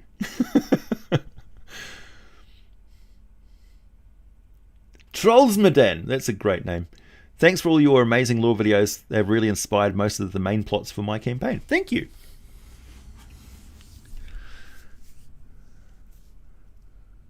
I'd like to know, actually, if you guys can feed back to me what parts of videos and stuff that you get the most use of in your campaigns. Currency in D&D would require an entire new channel. Well, I'm never going to do a separate channel thing. I see a lot of YouTubers do multiple channels and stuff for their different interests. Like, for instance, it would make sense for me to do a new channel if I was going to do Warhammer 40k lore, because it would just be too much of a disconnect from what I currently do. But I think the difference between like phasing something into or out of perception, like slowly moving away from the channel being called the Mighty Glue Stick, just being my name, for instance, takes a year. But it's slowly happening. Very just slowly, dip your toe in the water and then it's not like you go into the water, it's like the water slowly rises.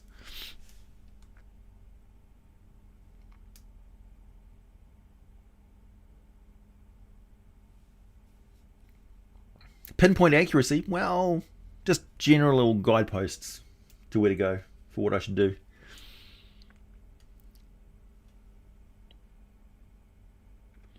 Some YouTubers have secret channels. Yeah, like that would make sense if I was doing like, but I mean, you can host, you don't really need to do that because you can have unlisted videos that you can put on other media. For instance, if I could do unlisted videos and then just put them for Patreons, for instance, Patreon supporters or Subscribe Star supporters.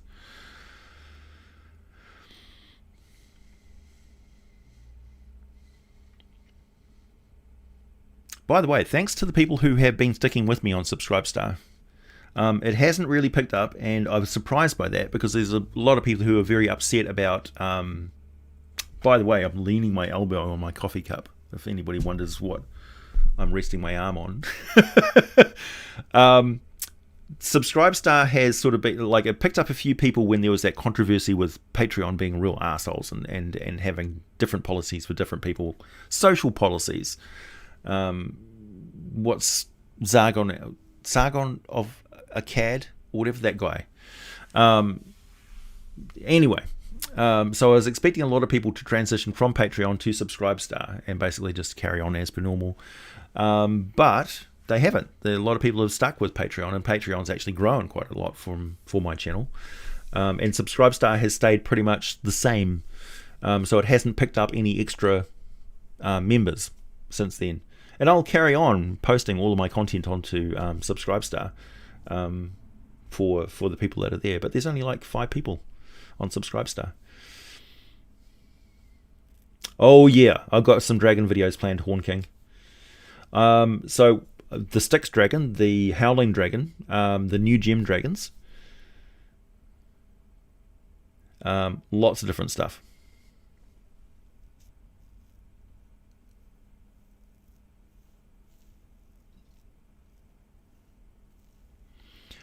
Moonring, no. Not unless it's mage bread.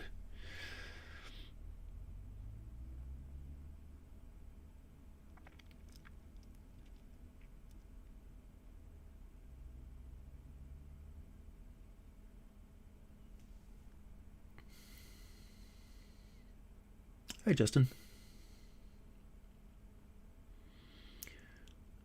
You like the in-character intros? Oh, nice. The best video I watched was the one on Fae and the Feywild. Oh, good. Ecology of creatures and the generalist details about how they actually act.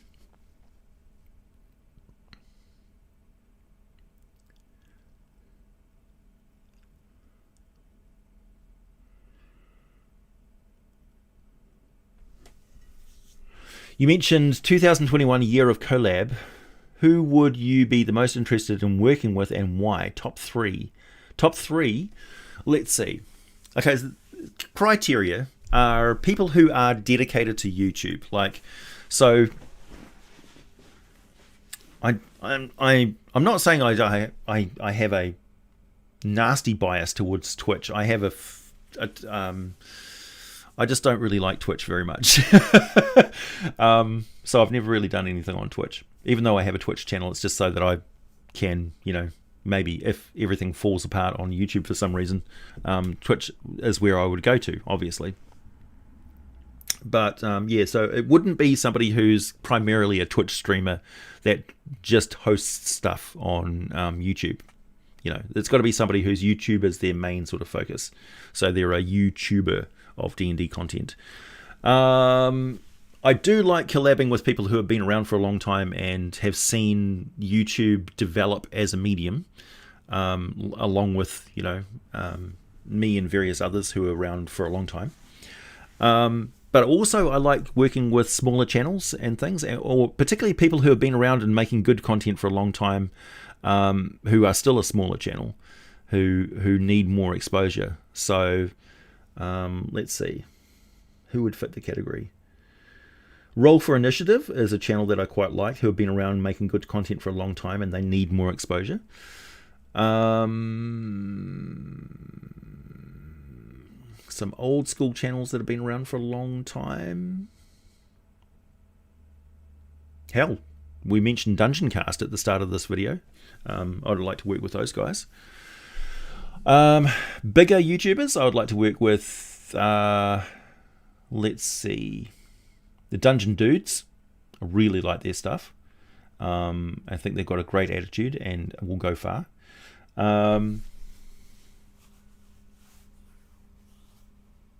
Todd Kenrick. I'd love to have a sit down and collab with Todd Kenrick on anything. Hell, I'd love to have a chat with Jeremy Crawford and Mike Mills and all those guys. I'd love to sit down and have a 2-hour conversation with Bruce Cordell. Holy shit. That'd be fantastic. Matt Colville. Oh, I could dream.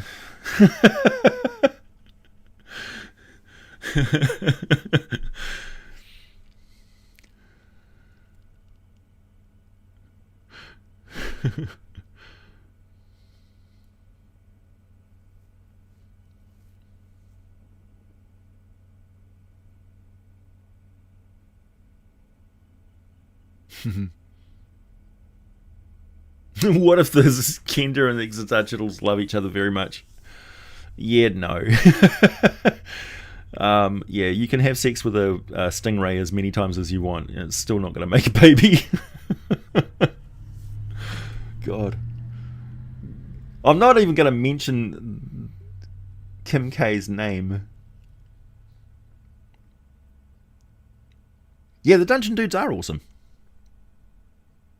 When are you making an OnlyFans? Never. Never. Meeting in the Minds. Can you imagine Matt Colville and I talking as fast as we possibly can about D&D? Just like blah, blah, blah, blah, blah, at each other. Talking about movies and stuff. I think if there's a possibility that Elon Musk can create some sort of a mind transfer device which bypasses the slowness of speech I would like to hook up with Matt Colville and link our brain meets, and basically exchange D&D stuff.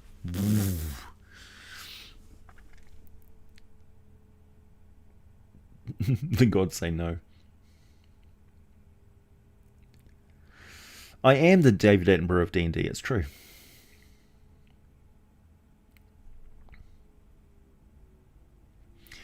Get together with the OSP folks for D&D Trope Talk. Could do.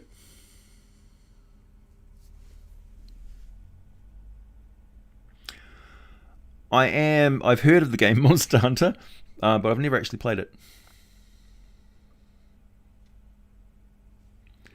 However, I did watch that movie with Mila Jovovich. I thought that was good. That's Monster Hunter, right?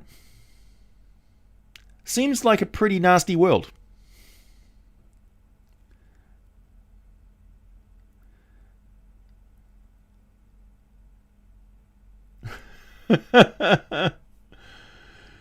Christian, looking to make a D&D channel about homebrew content called Dungeons and Disclaimers. Can I promote it on Discord, on your channel section? What is up when it's up and rolling? Yeah, of course you can. Hope's dashed. Mr. L, what's OnlyFans? Oh, sweet child. Sweet innocent child. Jovovich, thank you.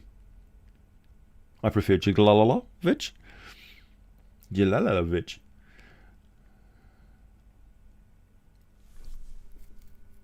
Like Pacific Rim, yeah.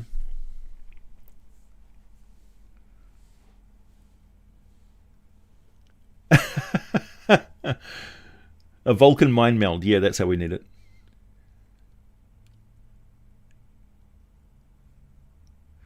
Always thought of you as a lone wolf. Yeah, Matt, I am kind of a lone wolf. It's true.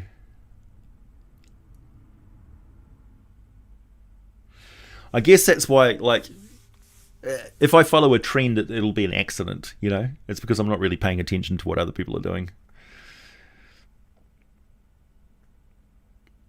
Oh, me, Ed. Well,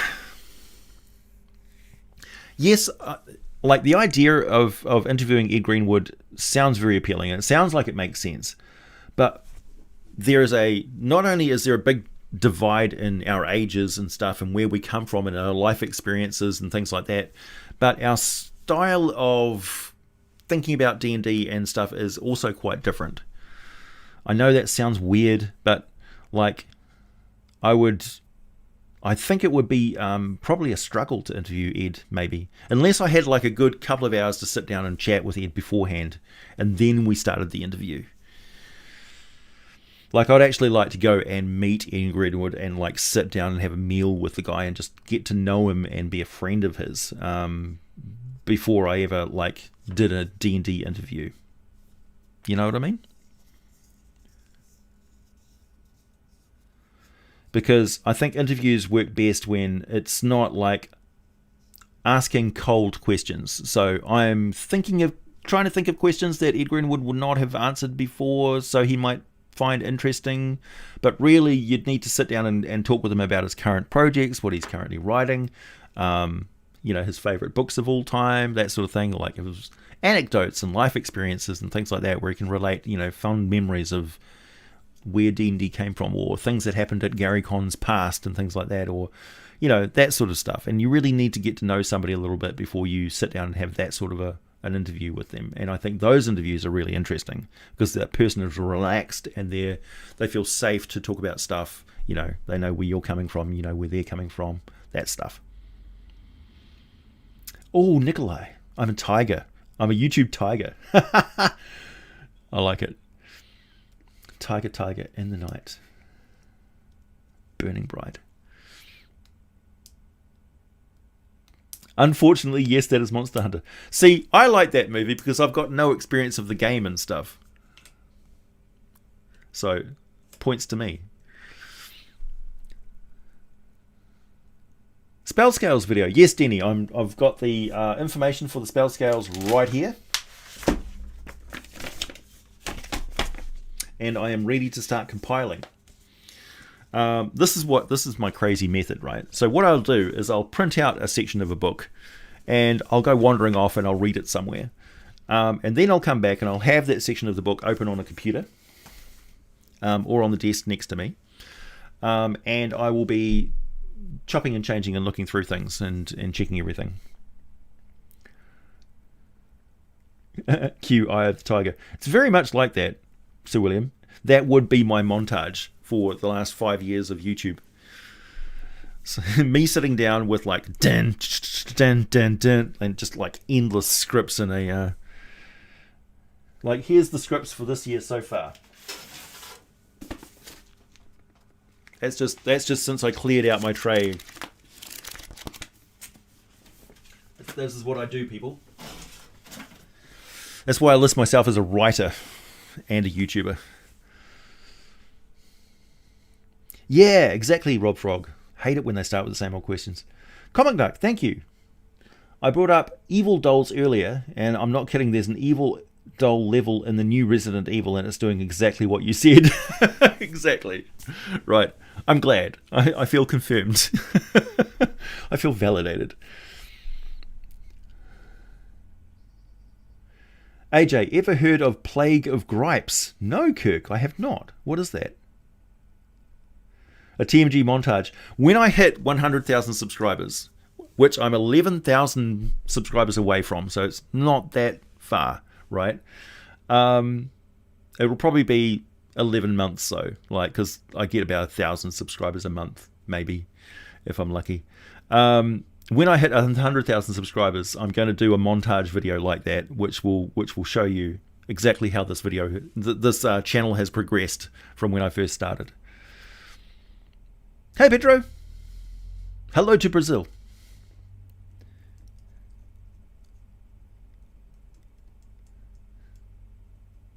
AJ's Guide to Monsters. Hey Jan Shevik.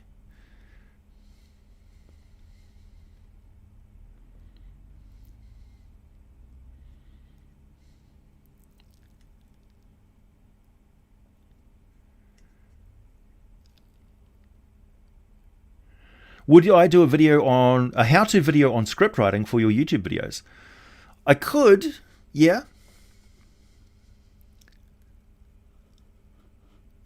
Yeah. Waiting to hit critical mass of subscribers. I just want that silver play button on my shelf. It's not too much to ask, is it? Oh, Plague of Gripes is a YouTuber. A collab with him would be amazing. Amazing! I am open to it, Kirk.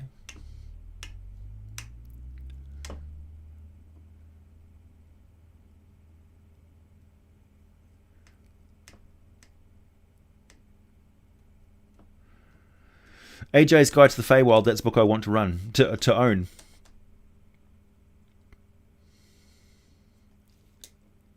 How would I end the Giant series? Run out of giants.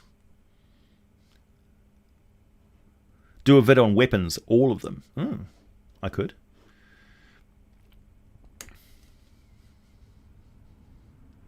You give permission for my montage to go for well over an hour. It might do, honestly.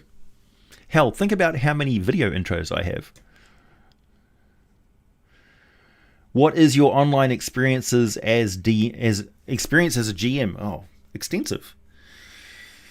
I was there, Gandalf, when we first started using Google Hangouts. Actually, Google Hangouts used to be the go-to for all of our gaming needs because it had like dice rollers and stuff like that were add-on little bits that you could put on it. And then they eliminated those, and everybody just migrated away from it. It's the stupidest thing I've ever seen Google do. Google Hangouts actually worked really well, and then they crippled it for role players.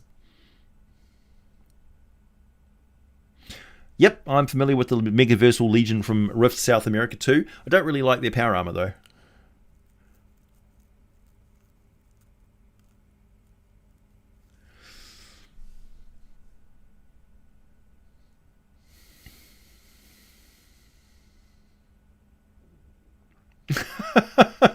You must insist that the way to more subscribers is breasts in the thumbnail and other vile clickbait. No, I refuse. I refuse. I will not. I will not put tits and ass in my thumbnails. Nor will it have my face going like that. I know actually that would have like a 20% change on my uptake rate, click rate on my thumbnails if I had my face on every video, thumbnail. But I just will not do it.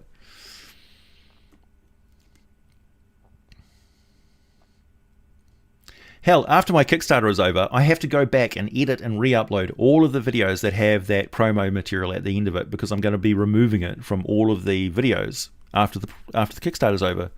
Do you know how much work that is? 8 videos a month.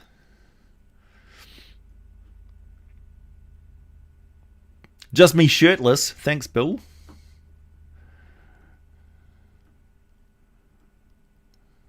Just the moustache.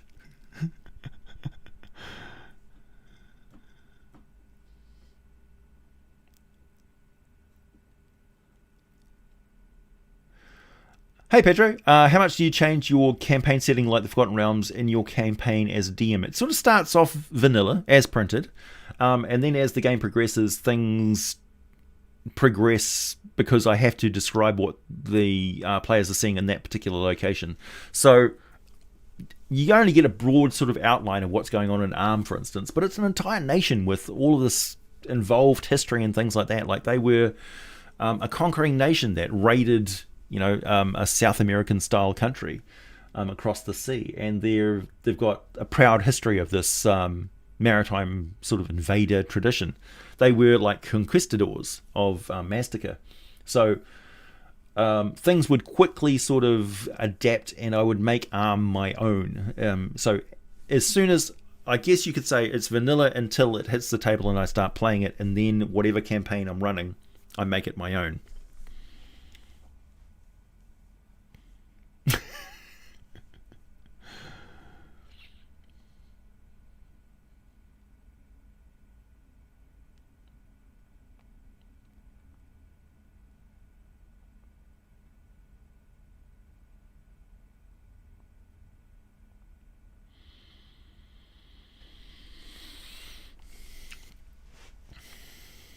Hey, thanks, Gareth Duke.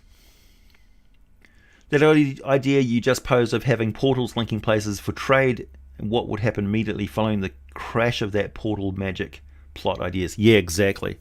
Like if you've got several industries which were reliant on a raw material coming through a portal, they're tremendously vulnerable, because anybody can just shut down a portal. Yeah, Denny, I think that's one of the things that really sets me aside. That whole lone wolf thing is I do have a strong set of D&D, strong set of YouTube ethics that are my own, Like my policy of creating videos as a reference material, so they don't have topical ads and things like that on there. Like you won't see me... By the way, to any Raid Shadow Legends people out there who are working as agents for Raid Shadow Legends, will you stop sending me emails asking to put promotions on my videos? It's not going to happen. I'm never going to advertise Raid Shadow Legends. Piss off. Thank you.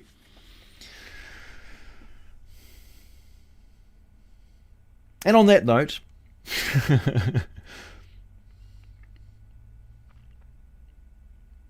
yes, William, chat's ending for me as well. I've got to get on and do things with my life. Write a video. Eat some food. So, I shall catch you guys all later. Gangster AJ in the middle of jiggly tiefling bottoms. I prefer bums without tails. It's just me.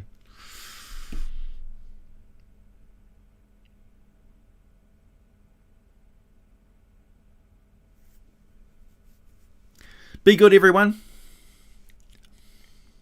And I'll catch you all next weekend, if not before.